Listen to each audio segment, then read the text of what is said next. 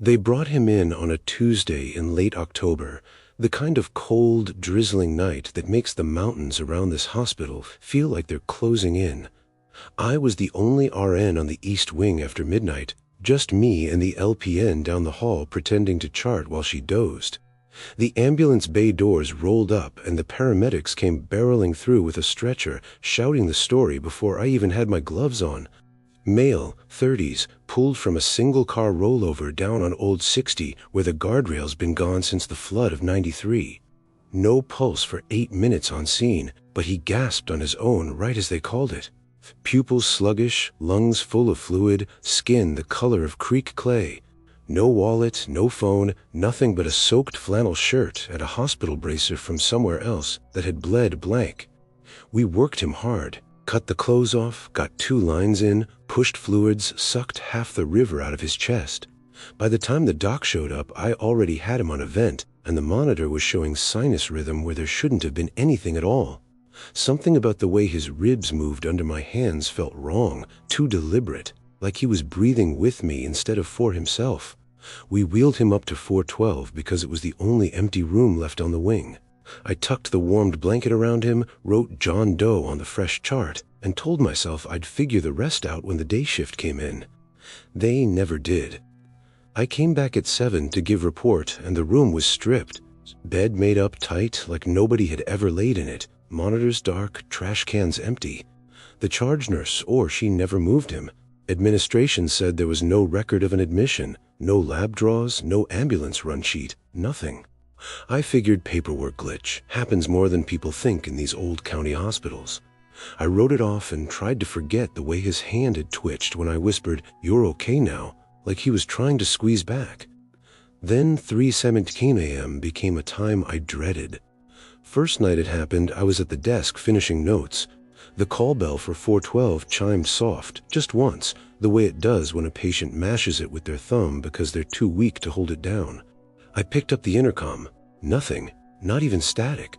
Just breathing, thick and wet, the kind you hear through a stethoscope when someone's drowning in their own secretions.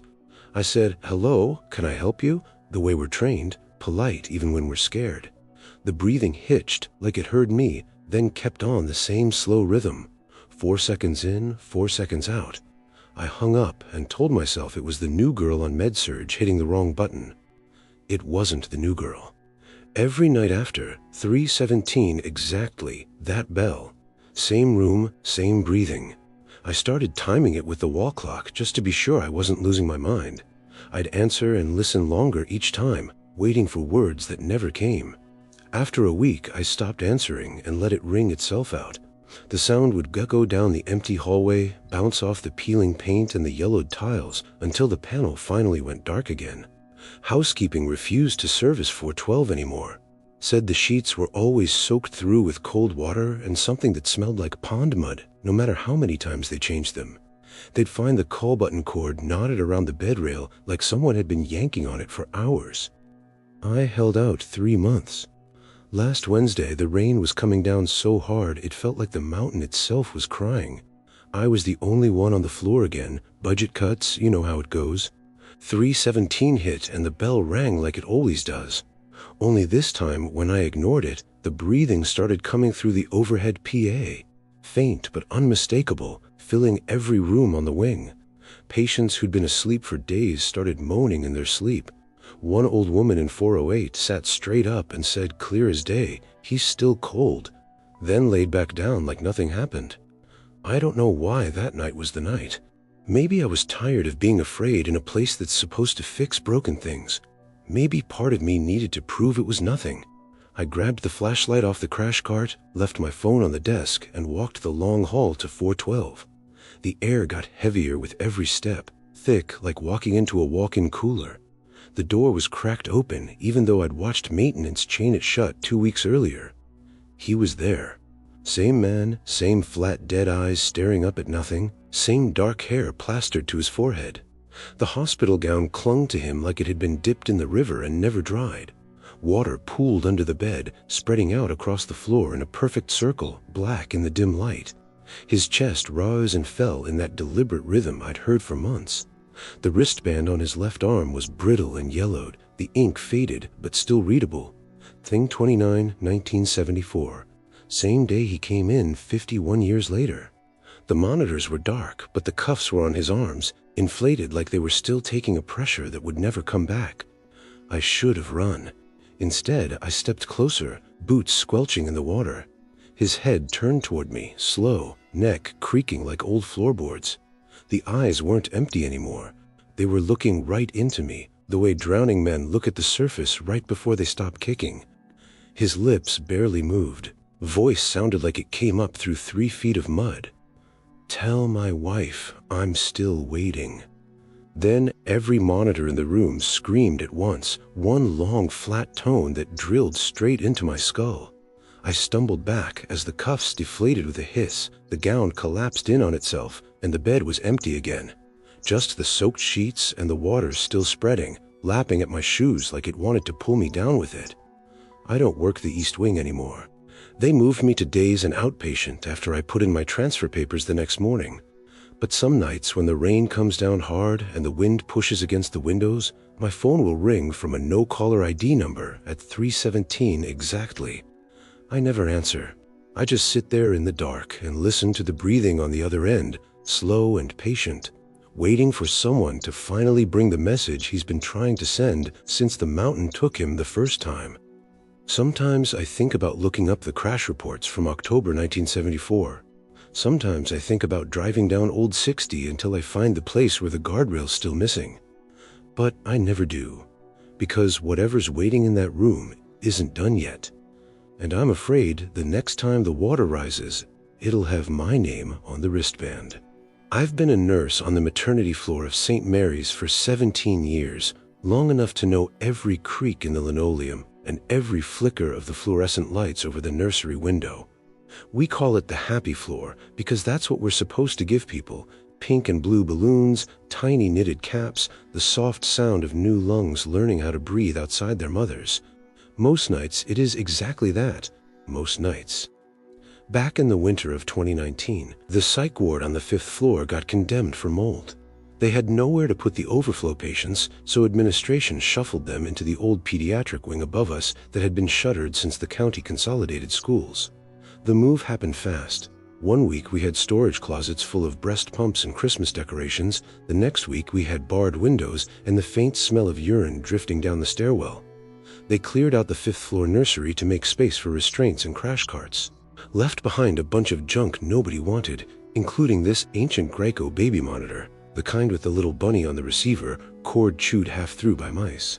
Somebody plugged it in at our desk as a joke, said it could be our backup alarm if the call bells ever went down. We laughed, unplugged it, and forgot it existed. Then one February night, the snow was piling so high against the windows it felt like the mountain was trying to bury us. I was charged, sitting at the station with my feet up, sipping coffee gone cold hours earlier. The floor was quiet, only 3 moms, all sleeping off their epidurals. Around 2:30, the monitor on the counter woke up by itself. Not a flicker, not static, just on. The little green light glowed like it had never been unplugged at all. I was about to yank the cord when the speaker crackled and a woman started singing. Every nurse on this hall knows Hush Little Baby the way soldiers know their serial numbers. We sing it to fussy newborns, to scared first-time mothers, to ourselves when the nights get long. But the voice coming through that speaker knew a different version. Soft, sweet, the kind of voice you'd trust to lean over a cradle. Only the words were wrong. Hush, little baby, don't you cry. Mama's gonna find you by and by. They took you when the lights were low, wrapped you up in blankets of snow. You're not the one they gave to me. Somewhere you're still crying, can't you see? Down the halls and through the walls, Mama hears her real baby call. It went on like that, verse after verse, lower and lower, until the speaker started cutting out. I sat frozen, listening to her sing about a switch, about a baby hidden behind the walls, about milk gone sour, and tiny fingernails scratching at pipes. When it finally stopped, the silence felt heavier than the singing had. I told myself it was a prank, maybe one of the psych patients upstairs with a transmitter, maybe a crossed frequency from some poor woman rocking her own grief in the dark. I wrote it off. We all did, until Sarah in 208 started screaming. Sarah was 22, primiparous, sweet as spring water. Delivered a little boy at 38 weeks, perfect Apgars, named him Jonah after her granddaddy. She was still on magnesium for preeclampsia, dopey and swollen, but happy. Around 4 that same morning, her call light went off like a fire alarm. I ran in to find her half out of bed, reaching for the bassinet that was rocking on its own, slow and steady. The baby was in my arms before I even realized I'd grabbed him. Sarah was sobbing that someone had been standing over the crib humming, that she'd smelled baby powder and blood, that the woman had leaned down and whispered, "He's not yours." Security searched every room, every closet, the ceiling tiles, the elevator shaft, nothing. The bassinet had a locking wheel. Somebody swore they'd engaged. Sarah wouldn't let Jonah out of her sight after that, kept him skin to skin for the rest of her stay, eyes wide open, watching the corners like something might step out of them. The monitor never made another sound. We threw it in the dumpster out back, watched maintenance crush it with the rest of the medical waste. Life went back to normal, or as close as it ever gets when you're delivering babies in a building older than the county itself. But the smell started following us. First, it was just me. I'd catch a whiff passing 208, Johnson's baby powder, and that copper tang you never quite scrub off your hands after a postpartum hemorrhage. Thought maybe housekeeping was using a new cleaner. Then the other nurses noticed, then the moms. One woman swore she woke up to someone dusting powder across her chest while she slept. Another said she found tiny fingerprints in the film of it on the bassinet plastic, prints too small for any baby on our census. We tried everything, switched brands of powder, bleached every surface, even had maintenance tear into the walls looking for a dead animal. Nothing. The smell would be gone for weeks, then drift down the hall like a memory you didn't want. Strongest always around 2:08, strongest always between 2 and 4 in the morning. I started staying late, volunteering for the quiet shifts, just to sit at the desk and listen. Told myself I was being thorough. Truth is, I couldn't fake the song. I'd close my eyes and hear that woman's voice promising to find what was hers, promising she could hear it crying inside the walls. Some nights I'd walk the corridor with my stethoscope around my neck like a talisman and press my ear to the drywall, half expecting to hear an answer. Last March, they discharged a mom from 208 after a rough C-section. Baby girl, 6 pounds even, named Lily Grace. Sweetest little thing you ever saw. Dark fuzz on her head and a birthmark shaped like a crescent moon on her left shoulder.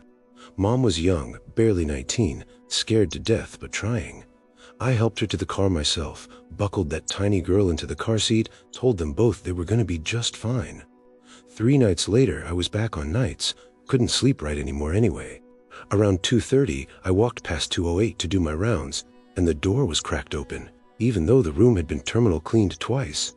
The smell hit me like a wave, baby powder so thick it coated my throat, and underneath it, that same wet penny reek of blood. The bassinet was in there, the one we'd replaced after Sarah's incident, locking again, slow, deliberate. I stepped inside. The overhead light was off, but the night light by the bathroom glowed soft blue. There was a woman sitting in the rocker by the window, back to me, long hair the color of creek silt hanging down over a hospital gown I didn't recognize. She was humming that same broken lullaby, rocking in time with the bassinet. I couldn't move, couldn't breathe. All I could do was watch her lift something from the cradle, something wrapped in the blanket we'd thrown out months ago, something that weighed nothing at all. She turned just enough for the light to catch her face. Hollow cheeks, eyes like sinkholes, skin the color of old paper. I knew her. We all knew her. Her picture used to hang in the break room before they took it down. Delivered here in 1987, postpartum hemorrhage, baby stillborn. She coded twice on the table. Second time, they couldn't get her back. The baby had a crescent birthmark on its left shoulder.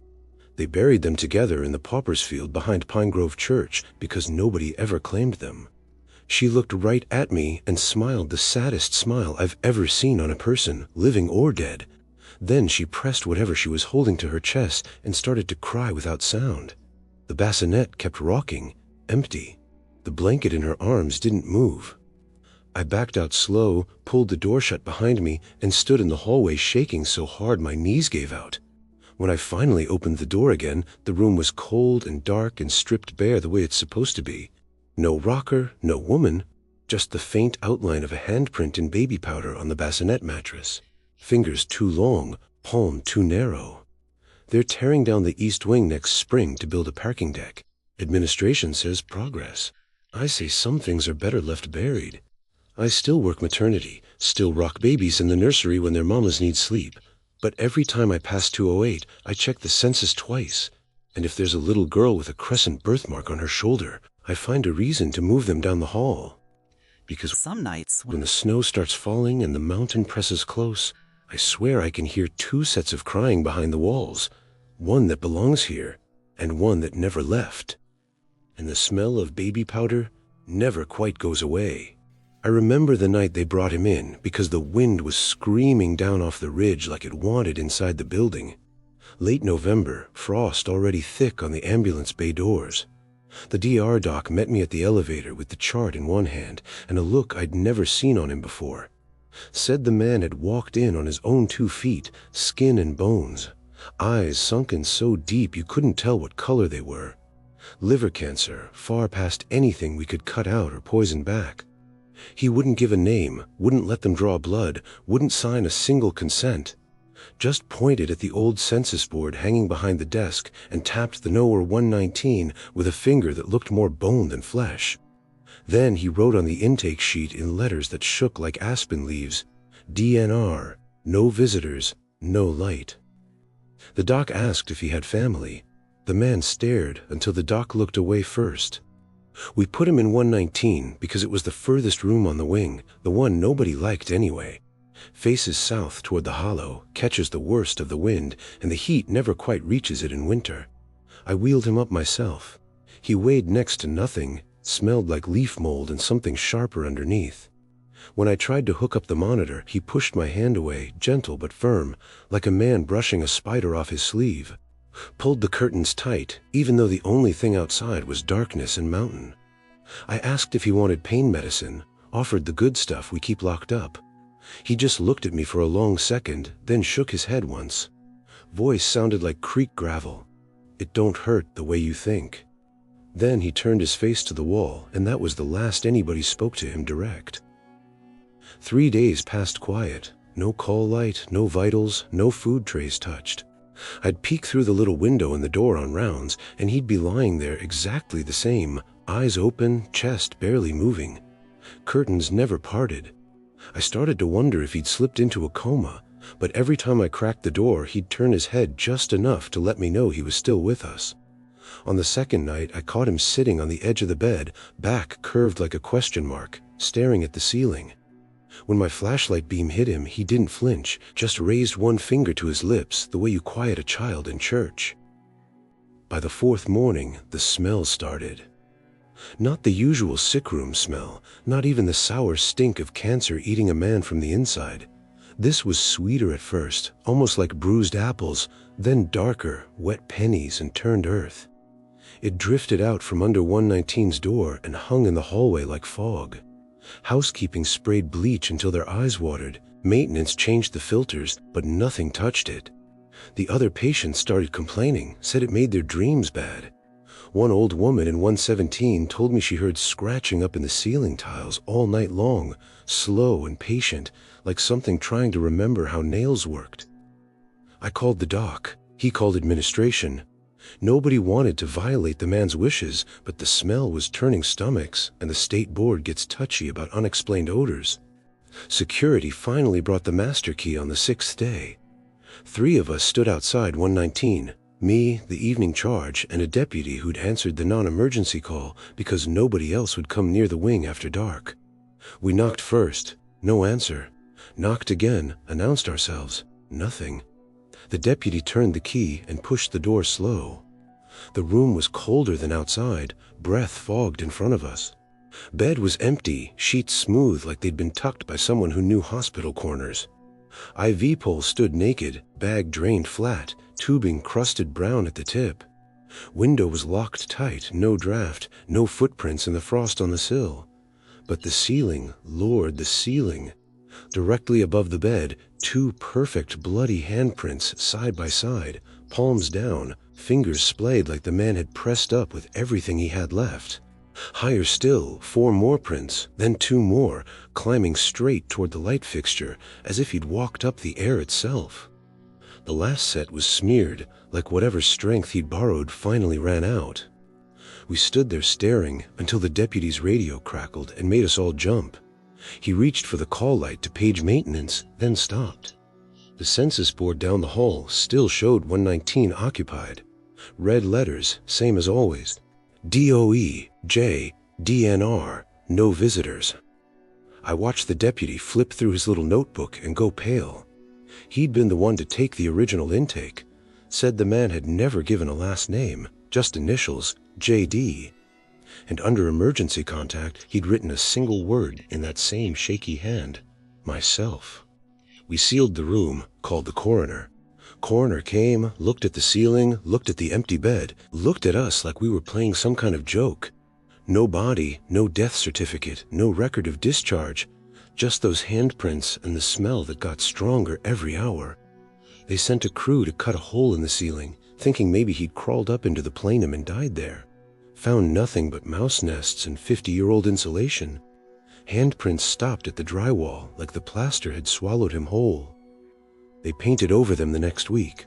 Smell faded after a while. Life moved on, or tried to. But the census never updated. Every morning when the night shift prints the fresh list, 119 shows occupied. Housekeeping still sets out a gown and a basin. Dietary still slides a tray out the door that comes back untouched. And once a month I get a bill from patient accounts, thick cream envelope with my name typed neat on the front. And inside is a single sheet, charges for room 119, dates running right up to today, balance due in full. At the bottom, in handwriting I'd know anywhere, it says, payment will be collected in person. I keep those letters in a lockbox under my bed. Don't know why. Some nights when the wind sounds like it's trying to get in the windows, I take them out and read them again, tracing the shaky letters with my finger. I think about driving up the hollow, looking for whatever's left of a man who didn't want to be found. I think about opening that door one more time, just to see if the ceiling's still clean. I never do, because some debts don't get settled with money, and some rooms stay occupied long after the body's gone. And every time the wind comes down off the ridge hard enough to rattle the glass, I swear I can hear knuckles dragging slow across drywall somewhere above me, still climbing, still reaching, for a way out that never came. I've worked nights at Memorial for 12 years, long enough that the building knows my footsteps better than my own family does. The West Tower is the oldest part. They built it back when the coal camps were still running, and half the patients came down with black lung before they were 40. Floors 1 through 6 still function. ER, surgery, med-surg, ICU, Peds, and the psych ward nobody likes to talk about. Basement is morgue, laundry, and a maintenance tunnel that smells like wet pennies year-round. That's all the elevator is supposed to do, 6 up, 1 down. Everybody knows it. The panel even has a little brass plate that says capacity 4,000 lbs, max 6 floors, like it's proud of the limit. But the building is older than the plate, older than the hospital itself. Some nights it forgets what it's supposed to remember. It started small. A new aide swore she saw a 7 scratched into the metal below the B button, shallow but fresh, like someone took a key to it while the car was moving. We laughed, told her the night shift plays pranks, sent her on her way. Then the scratches kept coming back no matter how many times maintenance buffed them out. Little things like that you learn to live with when you work graveyard in a place that's seen more death than most cemeteries. I never meant to write it down alone. You don't look for trouble when you're already tired to the marrow. But one February morning, coming up on 4 a.m., the floor was quiet in that heavy way that makes your skin itch. Mrs. Lambert in 604 had just passed, peaceful, family already on their way in from Kentucky. I wheeled the body down myself because the porters were short-staffed and I didn't mind the company of the quiet ones. Got in the service car, pressed B, leaned back against the rail and closed my eyes for the 10-second drop. The car didn't drop, it sank. You feel the difference in your gut first. Normal descent has a clean lurch, cables humming, a soft jerk when you hit bottom. This was slower, thicker, like the whole box was being lowered through cold molasses. My ears popped twice. The lights dimmed to a sick yellow. When I opened my eyes, the panel glowed with a number I'd never seen lit before. A rough, rust-colored 7, scratched right into the plastic, backlit from behind like it had always been there, waiting for power. The door slid open before I could think. The hallway that stretched out wasn't any basement I knew. Concrete floor, slick with condensation, walls weeping moisture that smelled of iron and old bleach. A single bulb hung from a frayed cord, swinging just enough to make the shadows crawl. Gurneys lined both sides, maybe 15 in all, parked tight like cars at a crowded funeral. White sheets draped over each one, edges dripping onto the floor. Some of the shapes underneath were wrong, too small or too long, or bent in ways bodies don't bend unless something's broken them on purpose. I should have smashed the close button right then. Instead, I stood frozen, one hand still on the gurney I'd brought down, Mrs. Lambert's tag brushing my wrist like a reminder. The air tasted like the inside of a refrigerator left open too long. And it was quiet, the kind of quiet that has weight, like the building was holding its breath. Then one of the sheets moved. Not wind, there was no wind, just a slow ripple, as if something underneath turned over in its sleep. Another sheet followed, farther down, a twitch at the foot end. Then a third. I watched a small hand slide out from under the nearest one, pale fingers curling open and closed like it was testing the air. The nails were dirty, grown long, split down the middle. My name came from under the sheet second from the left. My own voice, exactly. The way I sound when I'm bone-tired and trying to keep someone calm. Soft, Appalachian, a little rough around the edges from too many cigarettes when I was younger. Delia. I felt it in my chest more than heard it. That voice knew the way my mama said my name when I was little and fevered, the way my husband said it the night he died in ICU 3 halls over. It knew every tired syllable I'd ever used to comfort a dying patient at 3 in the morning. "Come here, honey. I'm cold." The sheet lifted just enough for me to see a slice of face. My face. Eyes I look into every morning in the bathroom mirror, except they were flat and filmed over, like something pulled out of the river after a week.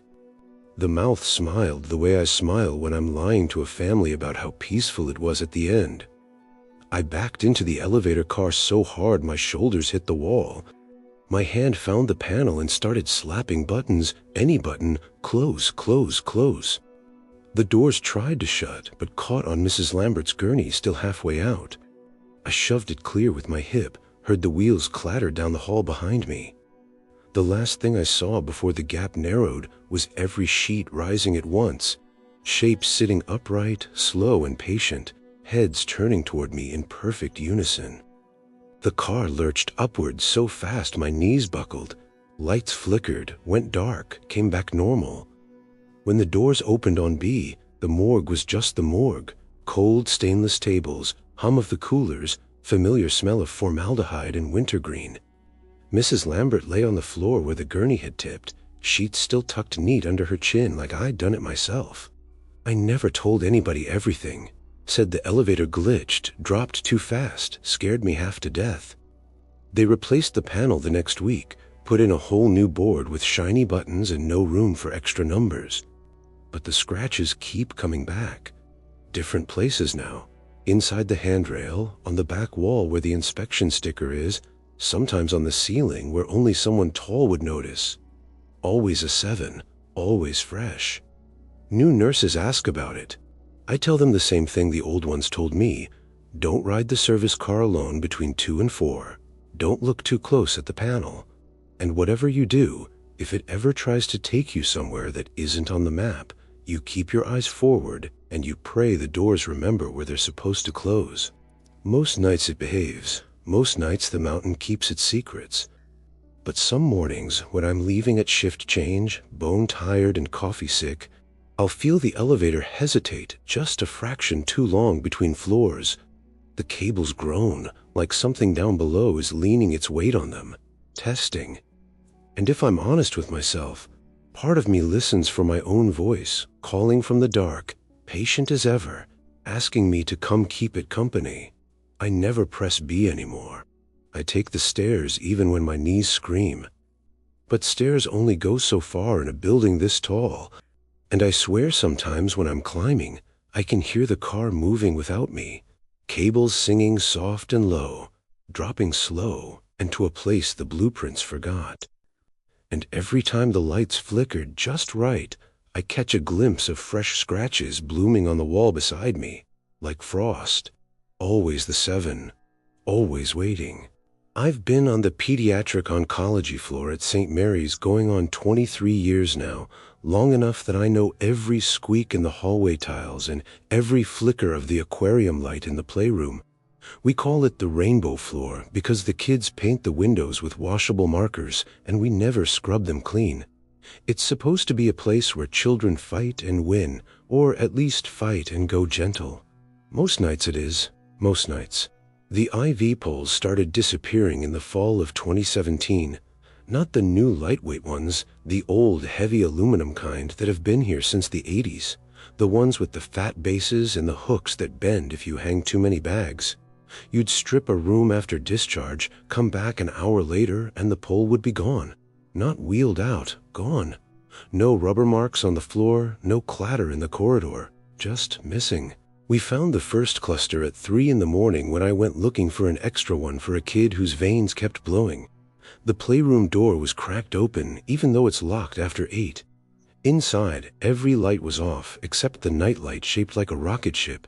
And there they were, 7 poles lined up in 2 perfect rows down the middle of the rug, like silver saplings in a garden nobody planted. The wheels were locked, the hooks all pointed the same direction, toward the mural of the mountains on the far wall. I stood there longer than I should have, listening to the aquarium bubble and wondering how someone moved them without making a sound. Security pulled the footage the next day. The camera sits high in the corner, black and white, grainy from years of little fingers smearing it. Between 2:14 and 2:47 a.m., a small shape appears in frame. Bare feet, hospital gown hanging loose on bony shoulders, head smooth as riverstone. She couldn't have been more than 7. She walked backward down the hall, dragging 1 pole at a time, heels sliding, never looking at the camera, never hurrying. Each time she came back, the gown was wetter at the hem, like she'd been walking through dew nobody else could see. When the last pole was placed, she stood in the middle of her metal forest, raised one hand toward the lens, and the feed cut to snow for exactly 9 seconds. When it came back, she was gone, and the door was shut. We knew who she was before we even pulled the old census books. Emily Grace Caldwell, admitted June 2009, acute lymphoblastic leukemia, relapsed twice, died February 2011 at 3:06 in room 312. Parents took her little knit cap home and left everything else. The photo and her chart showed the same heart-shaped face, the same wide eyes that looked too old for a child. We never did find out how the footage showed her barefoot. Emily had been too weak to stand for the last 3 weeks of her life. After that, the poles became her signature. Whenever one went missing, we knew to check the playroom. Sometimes they were lined up neat, sometimes circled around the beanbags like a fort. Once they were all leaning inward, hooks touching, forming a cage. Maintenance threatened to weld them to the beds. Administration threatened to fire whoever was playing ghost. Nobody ever got caught. Then she started visiting the rooms. The first time anybody saw her at a bedside was Tyler McCoy, 9 years old, osteosarcoma in his left femur.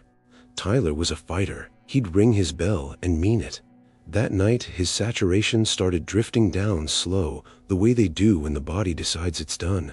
I was in the med room drawing up morphine when his nurse came out white as the sheets. Said she'd walked into 308 and found Emily sitting on the foot of Tyler's bed, legs dangling, holding his hand between her small ones. She was whispering, soft and steady. 1 Mississippi, 2 Mississippi, 3 Mississippi. Like she was teaching him to time his own hearth. Tyler's eyes were open but fixed, like he was listening hard to instructions only he could hear.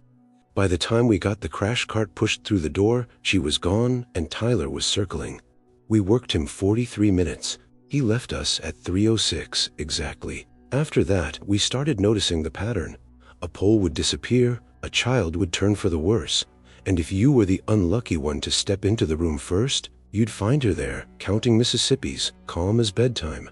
She never looked at us, never spoke above that whisper, just held their hands and counted down what little time they had, like she was helping them keep the rhythm.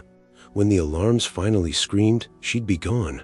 No running footsteps, no open window, no trace, except the cold spot on the mattress and sometimes a single bald Barbie left on the pillow. We stopped talking about her out loud.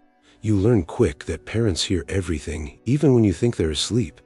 But the families knew. Some of them asked for Emily by name, asked if she'd been to see their baby yet. One mama from over in Mingo County clutched my sleeve after her little girl coded and begged me to tell Emily thank you for staying. Said her daughter wasn't scared at the end, just smiled and said the nice bald girl told her it was time to go home. I tried once to speak to her. It was last March, a boy named Jonah, 6 years old, brain tumor the size of a lemon. I saw the pole missing from the utility room and I knew. I walked into 13 slow, hands open at my sides, the way you approach a spooked deer. She was there on the bed rail, feet swinging, counting soft. Jonah was already gray. I knelt so we were eye level and asked, "Emily, honey, why are you doing this?" She stopped counting, turned her head real deliberate, and looked at me for the first time. Her eyes weren't empty like you'd expect. They were full, ancient, sorrowful. She said, clear as spring water, "They get lost if nobody shows them the way." Then she leaned over Jonah, kissed his forehead like a big sister, and the monitor flatlined. When I looked up again, the bed was empty, except for the depression where her small body had been. They're closing our floor next year, moving Peds Oncology to the new children's hospital across the river, where the halls are bright and the playroom has windows that actually open. I put in for a transfer, but they denied it, said I'm too senior, too expensive, too something. So I stay, counting down my own time. Some nights I still find the poles arranged in the playroom, fresh as frost. Sometimes they spell letters on the rug, EMILY in crooked lines. Sometimes they're just trees again, waiting for the next child who needs guiding. I don't move them anymore. I just stand in the doorway and listen to the aquarium bubble and wonder which of us is really the one still lost. Because every time a new kid comes in, bold and brave, I catch myself watching the clock for 3:06. And every time it gets close, I feel small, cold fingers brush mine in the dark. Patient, ready, counting Mississippis only I can hear. And I know sooner or later she'll come for all of us who stayed behind. I still remember the night the mountain tried to keep what it had already taken. It was late October, the kind of cold that crawls under your scrubs and stays there. The old ICU on the 3rd floor of the East Wing had been half empty for months. Most critical patients got shipped to the new tower with its glass walls and quiet alarms. We kept 3 rooms open for overflows and codes, nothing more. Bed 3 sat closest to the window that looked out over the hollow, the one where the frost always drew fingers on the glass, even when nobody was breathing near it. We got the call just after 2. Rapid response, room 3, 28-year-old male, found down behind the Dollar General on 52, needles still in his arm. Paramedics had pushed 3 rounds of Narcan on the ride in and got a pulse back, thready but there.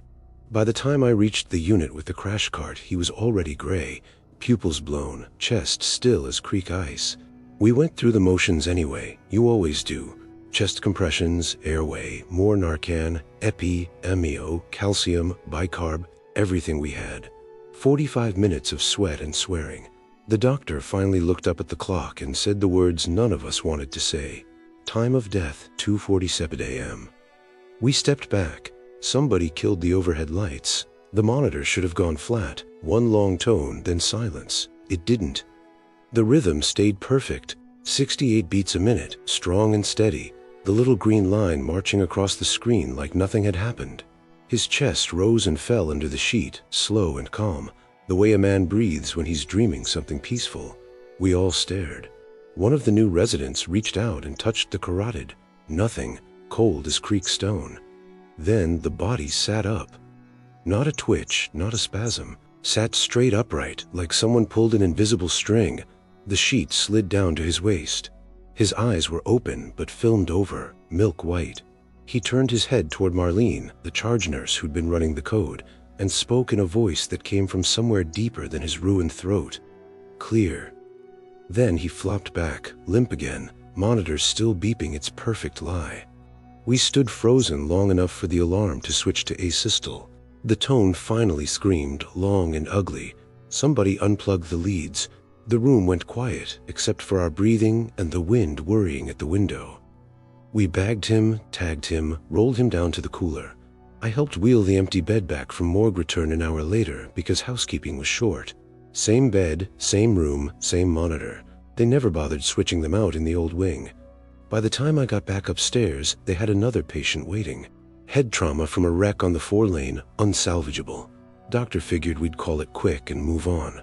We laid the new man in bed 3 and hooked him up out of habit. The monitor woke up on its own. Perfect sinus again. Same 68 beats. Chest moving like he was only sleeping. We hadn't even started compressions yet. At 3:51, he sat up too, looked straight at Marlene again, though she was across the room this time, and said the same word in the same voice that didn't belong to either corpse. Clear. Down he went, flatline, dead for good. Third time was a stroke from over in geriatrics. 92 years old, DNR bracelet bright orange on her wrist. Family had already said their goodbyes. We were just waiting on the doctor to pronounce so we could call the funeral home. They put her in bed 3 because it was open. Monitor came on by itself. Same rhythm, same rise and fall. At 4:27, she sat up, bones creaking, mouth working around toothless gums, and whispered it again. Clear. Marlene started crying then, quiet, the way people from the hollers cry when they don't want anybody to hear. She was the only one who'd been present for all 3. The rest of us just stood there, feeling the mountain lean against the building. The 4th time, we didn't wait. Soon as the next body hit the sheet, Marlene grabbed the monitor and ripped it out of the wall. Cables snapping, screen shattering against the tile. The beeping kept going, faint but steady, coming from inside the walls now, like the sound had crawled into the pipes and decided to stay. We all heard it, even the security guard who'd come to see what the commotion was. We left the bed empty and the cords dangling and backed out slow, pulling the door shut behind us. The noise followed us down the corridor for a while, muffled but patient, then faded toward morning the way fog burns off the river when the sun finally remembers to rise. They decommissioned bed 3 official the next week, rolled it out to the scrapyard behind maintenance, cut the frame up for parts, never replaced the monitor. Room's been storage ever since, stacked with broken bedside tables and yellowing charts nobody wants to shred. But the census still lists it as an ICU bed sometimes, glitch in the system nobody can find. And when the night shift is short and the wind comes down off the ridge hard enough to rattle the windows, the new nurses ask why we won't put anyone in 3 anymore. We tell them the wiring's bad, tell them the heat don't work right, tell them anything that keeps them from wheeling a dying soul under that window. I still walk past it some nights on my way to the break room. Doors always closed, but if you stand there long enough and the hall is quiet, you can hear it. Soft, steady, 68 beats a minute, coming up through the floorboards like a heartbeat that never learned it was supposed to stop. Sometimes it speeds up, just a little, like whatever's down there senses footsteps and gets hopeful. Marlene retired last year, moved back up the hollow to take care of her mother. Before she left, she gave me the broken monitor face she'd kept in her locker all this time. Cracked screen, green line frozen mid-beat. She said she didn't want it in her house anymore. I keep it in my truck now, under the seat. Some nights when I'm driving home up the winding roads, I swear I can hear that rhythm keeping time with the engine, waiting for me to pull over and listen close. Because whatever got said in that room never finished speaking. And every time the wind sounds like voices telling each other to stand back, I know bed 3 is still open down in the bones of the building, sheets turned down, monitor humming, ready for whoever's next. The call came in just after midnight, the kind of rain that feels like the sky is trying to scrub the mountain clean. State police said it was a single vehicle rollover on 52 where the road drops off into Laurel Fork. Driver went through the guardrail that's been missing since the flood of '94, down the embankment, wrapped around a beech tree. No witnesses, no plates, no wallet. They needed someone from the hospital to come down and see if we recognized him. Sometimes it's a patient who wandered off. Sometimes it's just a local nobody wants to claim. I was the only one on nights with 20 years in this county, so I pulled my coat over my scrubs and drove the service road to the morgue. The building sits by itself behind the laundry, low cinder block with one yellow bulb over the door that never quite works right. Inside, it smells like bleach trying to cover something older. The deputy met me at the desk, hat in his hands, looking younger than he had any right to.